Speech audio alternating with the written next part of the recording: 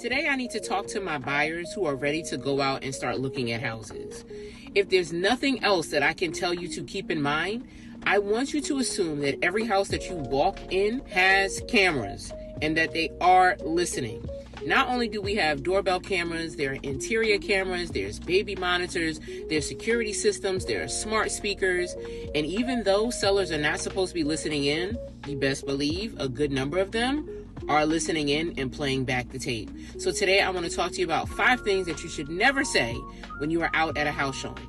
But first, if you don't already know who I am, let me introduce myself.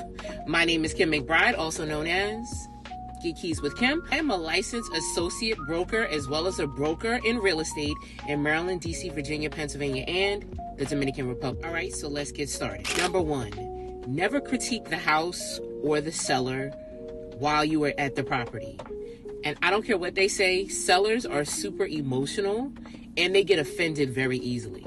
And so oftentimes what will happen is they will hear what you have said about the house or about them and either discredit your offer altogether and not even look at it, or really want to play hardball with you if in fact you decide to submit an offer and you want to then negotiate terms. So to save yourself the hassle, just wait until you get out of the house, far away from the front door, preferably in your car or at the next house that you go to talk about the house that you just toured. Let's go on to number 2. Never, ever, ever reveal your emotional attachment, especially if it's good to the home. Let me tell you why. And when I say emotional attachment, I don't want you to ever say, oh, I love this house.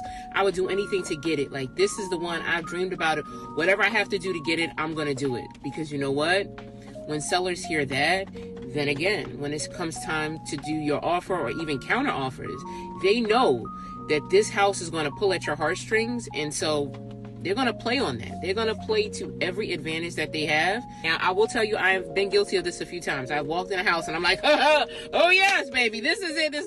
Don't be like me though, right? Because I'm not technically the one buying the house. You are. And so I can get excited, but you don't get excited. Let's move on to number 3.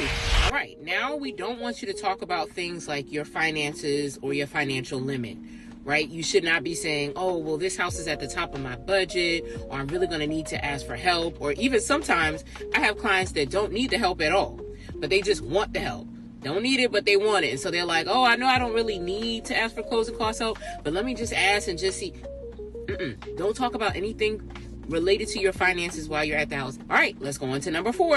You never, ever, ever want to criticize the seller's motivation or timeline. I know that everybody loves a deal, right? Everybody loves a deal. I don't care how much money you have. Everybody loves a deal. However, you don't want to be like, oh, well, they seem desperate, or the house has been on the market a long time, so I'm going to lowball an offer.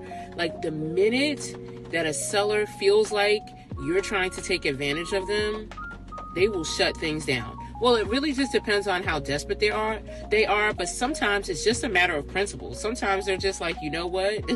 Forget you and your mama. And no, I don't want to accept your offer, even though they normally would have accepted it. So please don't criticize, and please think in the mind of a seller, right? Think strategically.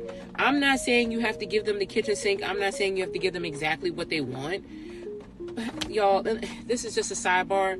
Please don't lowball offers. Get with your agent to run comps. You want to be putting together an offer that's worthy of conversation, an offer worthy of negotiation, and again, that does not offend the sellers. And let's move on to the last one, which is number 5.